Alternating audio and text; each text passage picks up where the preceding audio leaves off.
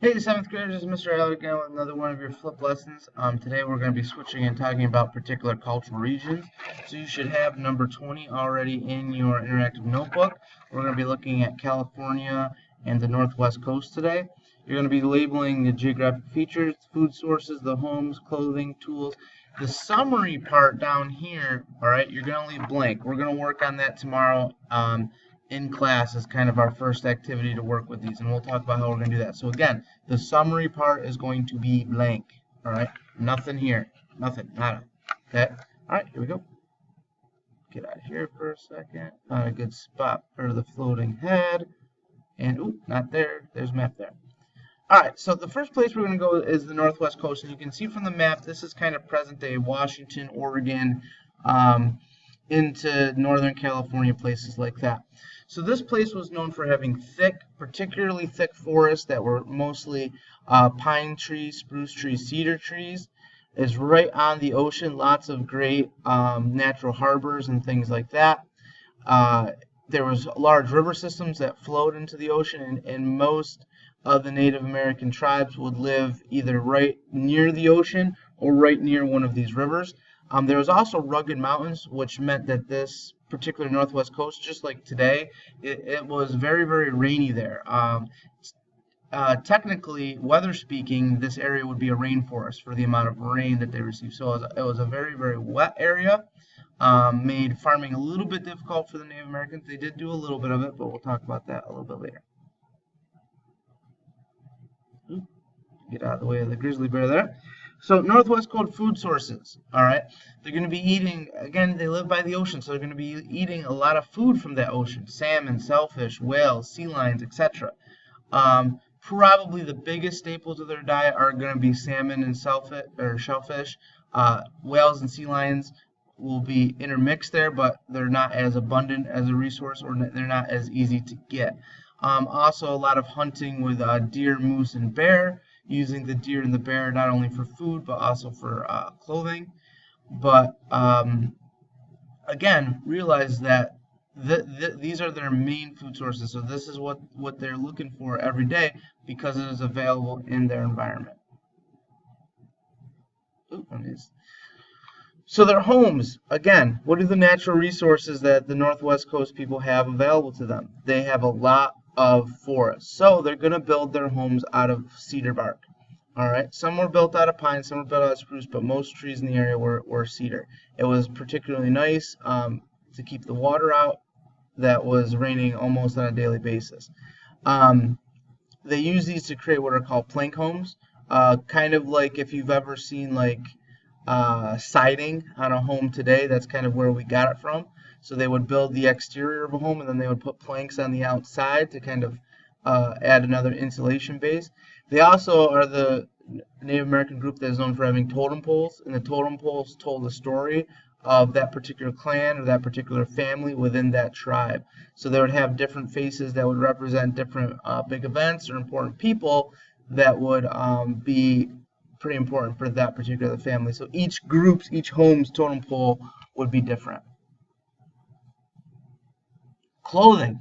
This kind of seems a little bit odd for a 7th grader in 2017 to think that they were using cedar bark to create blankets and robes, but they were, because that was, again, their available abundant resource. So they would take cedar bark is very pliable, meaning you can bend it fairly easily. So they would bend it up, they would thread it just like it was a piece of cloth, and they would wear that. Typically, they would wear that over something, over a buckskin or over some sort of animal hide type shirt or pants or skirt. Lots of animal fur for in the winter because it did get cold during these winter months. So you can see some kind of examples of particular tribes of the Northwest Coast using the cedar bark, using grasses, using available animal hides. The piece in the upper right corner is probably more decorative. That's not something they're going to wear every day. That's something they're going to wear for ceremonies and things like that. Tools. All right. So Northwest tools. They're going to need harpoons. Those are going to be used for seals and whales, basically really big spears. This was dangerous work because seals and whales were typically in the ocean, and they weren't using huge large boats to do this. So it was a pretty dangerous task to get them. But when you would get score a kill on a seal, you'd get a lot out of it. If you scored one with a whale, you'd get a lot out of it. They'd use every single part. Whale bones were used for tools. The blubber was used for fires, and then the meat was used for eating. And they did make whale oil to help burn their fires as well. You'd get wooden wedges and wooden bowls. Again, a lot of things are made out of wood because that's the available resource. So they're not doing a ton of weaving or anything like that like you'll see in other Native American groups. California's geographical features. All right. California's geographical features. The California cultural region is going to be kind of where California is today. And a little bit down into kind of southern Mexico. It's going to be a very, very diverse area, so you're going to have a very diverse use of resources. There's going to be areas that are close to coastline. There's going to be areas that are in valleys. There's going to be areas that are desert and dry, and there's going to be areas that are mountainous. There's going to be areas that are much like the Pacific Northwest. There's going to be areas that are much more like the Southwest. So you're going to see a diversity in how Native Americans use the available resources. So it's not like every Native American in California lived in a particular house or a particular used particular set of clothing, etc.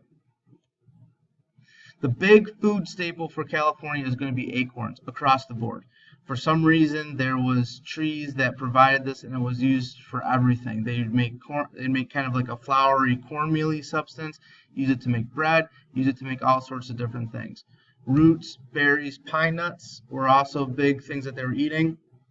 Some salmon, particularly in Northern California, some shellfish for the coast, and lots of deer for pretty much everybody else in the California cultural region.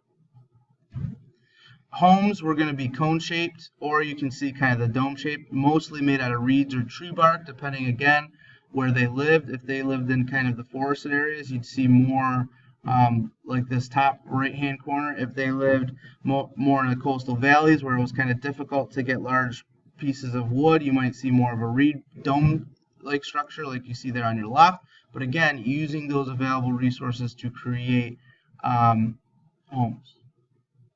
Clothing, lots of grass and plant clothing, some animal hides. Again, the weather is a little bit warmer, so you could use kind of the prototypical grass skirt. You would see some weaving with reeds and things like that.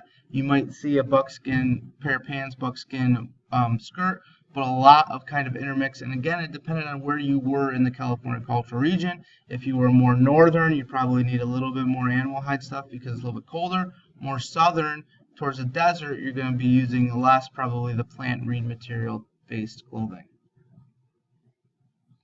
California tools, all right, antler, bone, and stone tools. They're going to be big on using those. The California cultural region was really known for baskets and making baskets out of reeds. This is where they stored their acorns. They always had acorns for a food source no matter what. All right, fish traps and seed shifters were also used, but this is going to be a big basket community. And again, why were they big into baskets? Because of the need using the acorns for storage and things like that. All right, let me go to, that's going to complete our fifth lesson for today. Remember, the summary part down here, you're leaving blank. We're going to talk about what we're doing with that in class tomorrow. All right, keep floating along. Any questions, hit me up on Schoology. All right, take it easy.